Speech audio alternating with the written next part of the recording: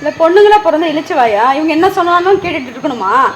இதுல தப்பு இருக்கா? நீங்களே பாத்தீங்க. இப்ப நான் கேக்குறேன், இப்போ நீங்க உங்க வீட்டுக்காரட்ட சண்டை போடுவீங்களா மாட்டீங்களா? உங்க வீட்டுக்காரட்ட சண்டை போடுவீங்களா மாட்டீங்களா? இப்போ உங்க வீட்டுக்காரர் கூப்பிடுறாரு வச்சுங்களா, நீங்க என்னன்னு கேட்பீங்களா கேட்க மாட்டீங்களா? போயிட்டு எப்பா கூட்டா காது கேட்டா நிக்க மாட்டோம், என்னன்னு தான் கேட்டு ஓடிடுவோம். ஓடிடுவீங்கல்ல? ஓடிடுவீங்கல்ல? அப்படியே கிணத்துலயே வந்து வாலி இருந்தாலும் அப்படியே விட்டுட்டு ஓடிடுவீங்கல்ல? உங்க புருஷன் கூப்பிட்ட உடனே வருவீங்களா வரமாட்டீங்களா? என்ன திருத்திரில முடிக்கிறீங்க? பாதி இடத்துல வாலி இருந்தா அது எப்படி விட்டுறாங்க? ஈத்து வெளி கடைசிட்டா ஓடிடுவாங்க. ஆனா நீங்க வந்து ஈஸ்ட் கடை கூட ஓடிடுறீங்கல்ல?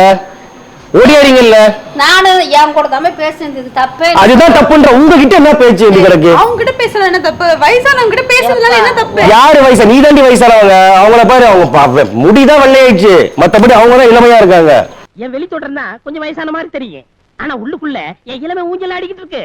இல்ல நீ சும்மா சொல்லாத. நீ பல்செட்டு வச்சுக்கிட்டு சுத்திட்டு இருக்க. அவங்களுக்கு பாரு இன்னும் பல்லு இருக்கு பாரு. இந்த வயசுல நீ எப்படி இருப்பேன்னு நினைக்கிற? அவங்க அழகா தான் இருக்காங்க, நான் அழகு இல்லைன்னு சொல்லல. அதுக்கு நீ என்ன இன்சல்ட் பண்ணாத. பட் எனக்கு ஒரே ஒரு டவுட் உங்க கிட்ட கேட்கலாமா? இப்ப உங்க முடி இப்படி வெள்ளையா இருக்கு இல்ல, பாக்குறவங்களா உங்களை பஞ்சு மிட்டாய் தலையா பஞ்சு மிட்டாய் தலையா சொல்ல மாட்டாங்களா? சொல்லுவாங்களா சொல்ல மாட்டாங்களா?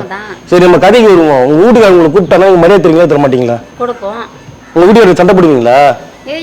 ஏடா கூடமா இது மாதிரி பேச நான் பேசுவேன். ஏடா கூடமா பேசினா தூக்கி போட்டு அடிப்பீங்க. ஆமா தலையில தொங்க விட்டு தோலை உரிப்பீங்க.